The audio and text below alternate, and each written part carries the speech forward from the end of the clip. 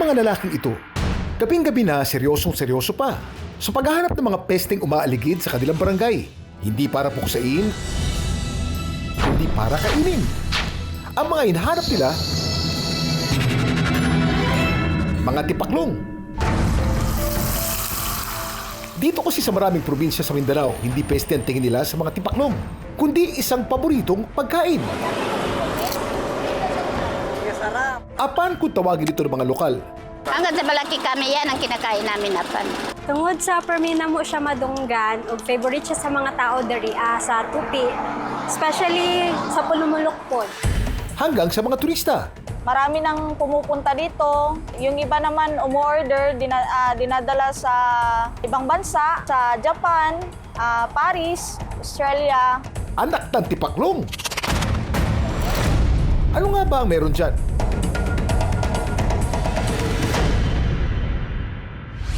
Ang apan ay isang uri ng ulam o pulutan na gawa sa pinritong tipaklong o grasshopper. Karaniwan itong kinakain sa Mindanao, lalo na sa mga lalawigan ng Cotabato, Davao, Sultan Kudarat at General Santos, kung saan bahagi ito ng lokal na pagkain at kultura. Medyo may kamahalan ang presyo ng apan, katumbas lang naman ng 1 kilong bigas. Paano ba naman may kahirapan kasi itong hulihin? Ang dami mong alam, Kuya Kim. Tuwing gabi hanggang madaling araw, ang best time sa paghuli ng apan. Dahil cold-blooded ang mga tipaklong, mas tahimik at mas mabagal sila kapag malamig. Mas hindi na rin sila lumilipad o tumatalon ng mabilis sa gabi dahil hindi na sila reactive kumpara kapag daytime. Ang mga ilaw na gamit ng mga nanghuhuli, mas nakakatulong din dahil mas na-attract dito ang mga tipaklong. Ganito yung pagkuha niya, no? Tumatalon. Kaya lalagyan natin sa lalagyan. Maliit na apan. Wala pang wala pang pakpak.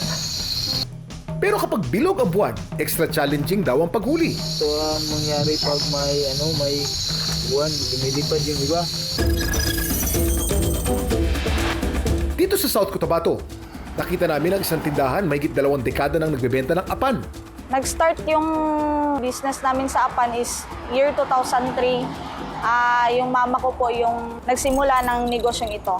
Tapos sa ngayon is kami na po yung nagpatuloy ng mga anak niya. Per sako po yung niluluto namin. Papainitin natin yung mantika mga 3 to 5 minutes saka natin ilalagay itong apan.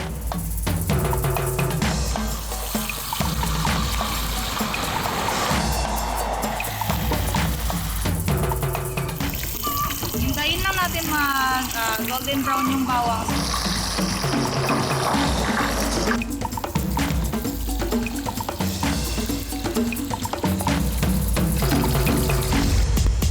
Nagbebenta ni na Mariel ang apan mula 50 pesos kada isang baso hanggang 100 pesos kada isang tub.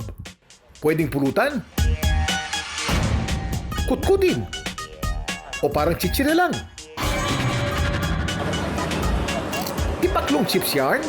Namis na alat-alat pero masarap naman siya.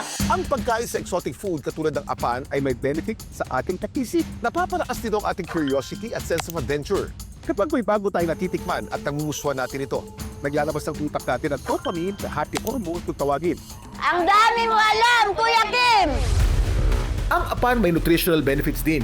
Ang grasshopper ay mataas sa protina. 100 grams ito, makakakuha tayo ng 20 grams of protein.